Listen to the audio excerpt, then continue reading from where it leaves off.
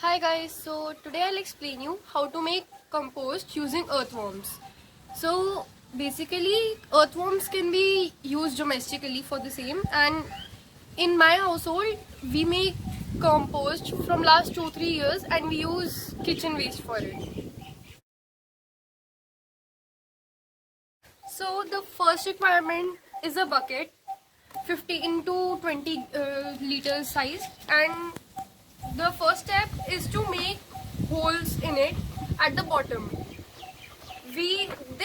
I use this bucket for plantation purpose, so that's why I have made holes on the sideways, but it's always better to make them on the bottom, since when the compost liquid comes at the end, it will attract mosquitoes and flies, but if we'll make holes at the bottom, flies cannot approach it.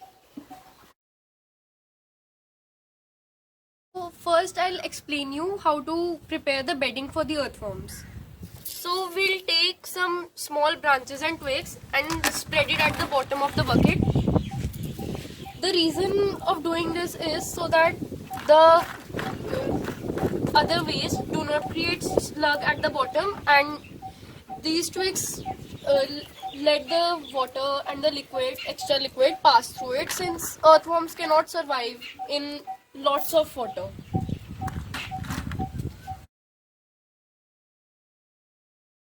So the next step is to put some newspaper and cardboard pieces, small pieces above the twigs, so that it creates a spongy surface for the earthworms. The reason we do it is the kitchen waste which is put in it excretes nitrogen, and so these small pieces acts in the form of carbon. Since nitrogen creates heat, it can harm the earthworms. So when the carbon neutralizes the nitrogen, the earthworms will be able to survive. So guys, the third step is to create the bed for 2 inches, since it's hardly a hard inch with twigs and paper maches. So basically we should add coco peat. It's better to add coco peat to it, but if you don't have coco peat, you can add already made compost. You can buy it from the market, but I have a mixture of vermiculite and coco peat, so it's quite loose, so I'll add this.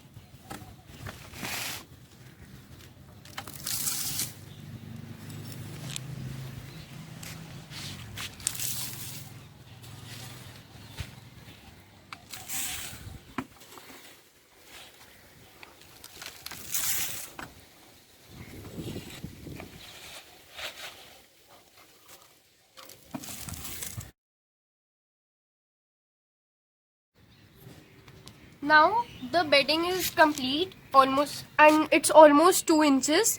So we'll add some water.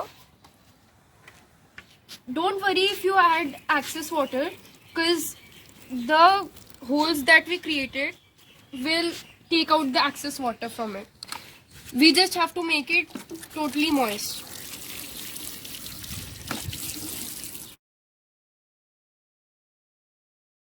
After you add water, let it absorb for a few minutes. So in this bucket, the bedding is very soft now. The water is completely absorbed. And now we'll add our earthworm. So let me show you mine.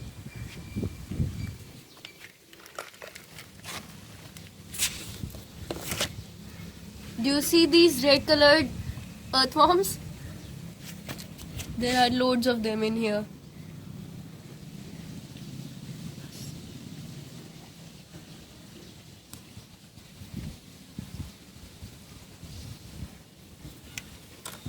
Now we'll put it inside.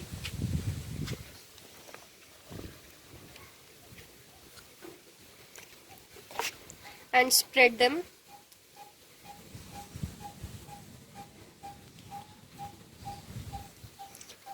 Look at them, so many.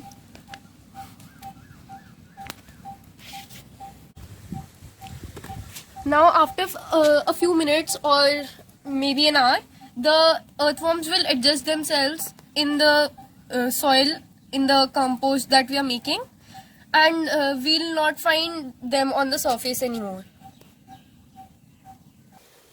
So now you can see that the earthworms are no longer on the surface and not visible. They have adjusted themselves at the bottom of the bucket.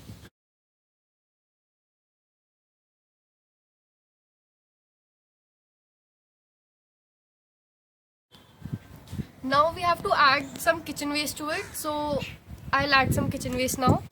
So guys, I have added the food waste, kitchen waste along with the eggshell powder, because normally the earthworms need some sandy particles to along with the food to digest. But since I do not add sand, I've added crushed eggshell powder, 2-3 spoons. So first we'll cover it with some dry leaves so that the flies are not attracted towards it.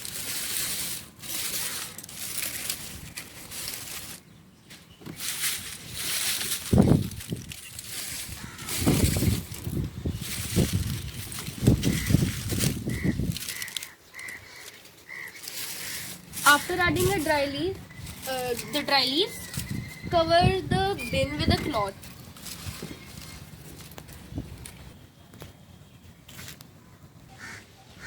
So after making the bucket, now the thing is you have to make sure you add after every 2 fillings small cutouts of papers, newspapers and cardboards, or 1-inch thick bedding of already made compost.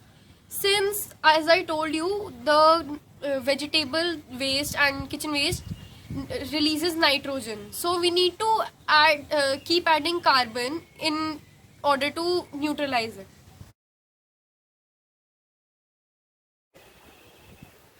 So guys, now your composting bin is ready and I've demonstrated it how to make it.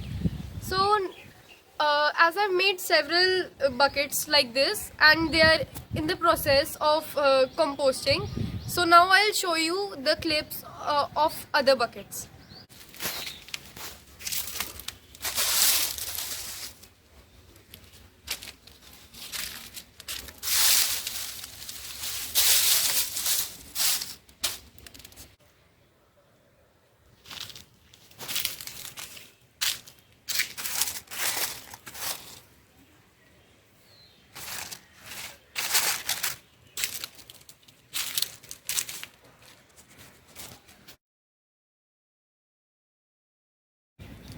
So the basic objective of teaching you all how to make this composting bucket was to show you that no matter what the situation is, we should care for our Mother Earth.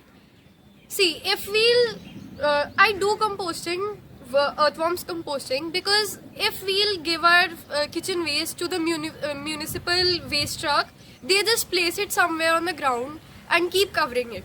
After a while, these kitchen waste releases methane gas, which is very harmful for the environment. And as I told you, we should take care of our Mother Earth. Thank you.